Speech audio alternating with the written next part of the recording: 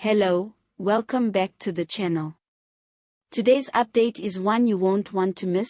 Groenewald has just revealed a major strategy to evict around 24,000 undocumented foreign nationals in what he's calling a mass exodus plan. This is based on real developments that are already turning heads across the nation. Stick around until the end so you can hear exactly where this information comes from and verify it yourself. And if you haven't yet, please make sure to subscribe so you never miss the latest from our channel. In a bold announcement this week, political figure Groenewald disclosed a detailed plan aimed at clearing out communities believed to be housing undocumented migrants. His proposal calls for coordinated evictions starting early next month, targeting an estimated 24,000 people living in informal settlements across several provinces. He says the move is necessary to protect jobs, curb crime, and reclaim public spaces allegedly taken over by illegal foreign residents.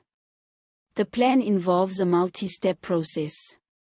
First, a comprehensive audit of residential areas would be conducted using data from Home Affairs and municipal records. Then, residents without legal documentation would be given a short notice to relocate, with the assistance of local police and municipal teams. According to Groenewald, the displaced individuals would be offered temporary accommodation while their status is reviewed. However, critics are already questioning whether this is feasible, or even humane. Supporters of the plan say something had to be done. They point to overcrowded informal settlements where residents share small, cramped spaces, what they describe as potential hotspots for crime and disease.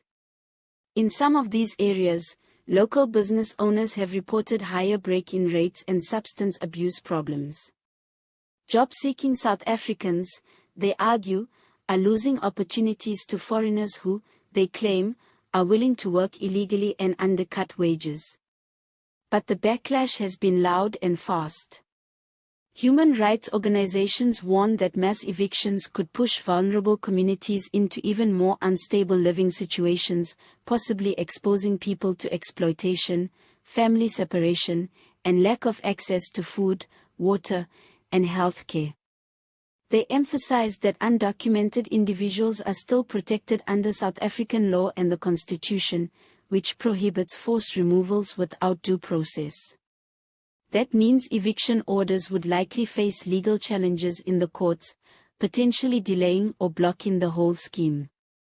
Local NGOs and legal aid groups are already preparing to file urgent court applications.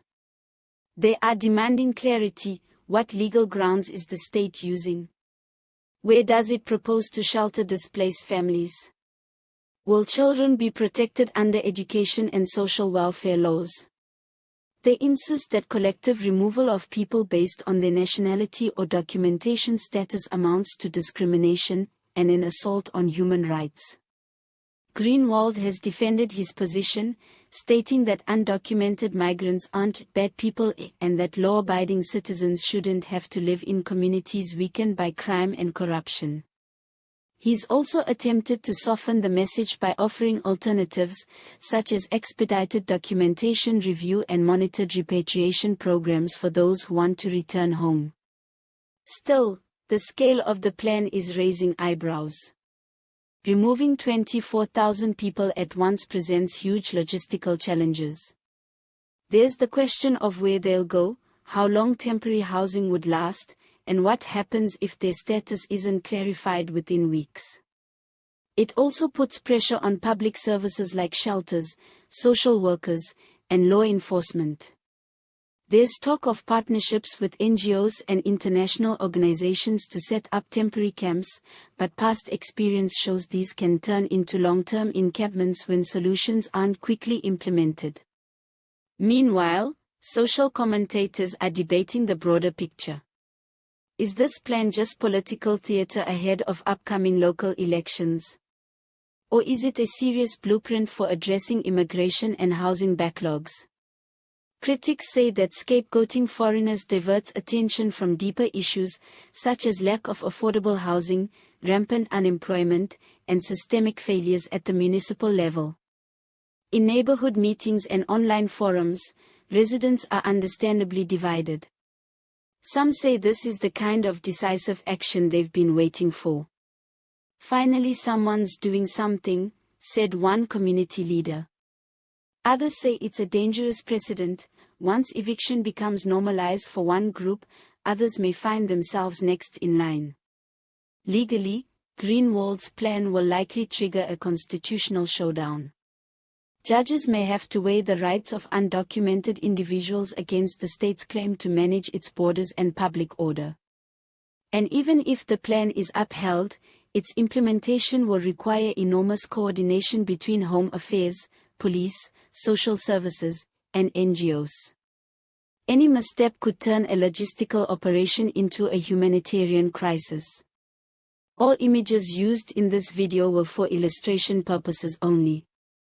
Our sources include public statements from Groenewald, statements from human rights groups, legal expert commentary, and verified news coverage.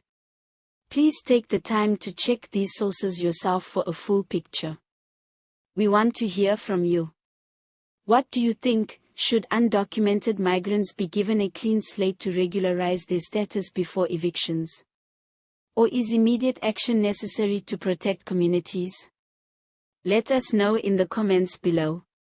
If this has got you thinking, please hit like, share it with friends who want to follow this story, and be sure to subscribe for more real news that affects South Africans. And before we go, here's a little joke. Why did everyone hurry out of the eviction zone? Because they heard the only free housewarming was at the courthouse. See you next time.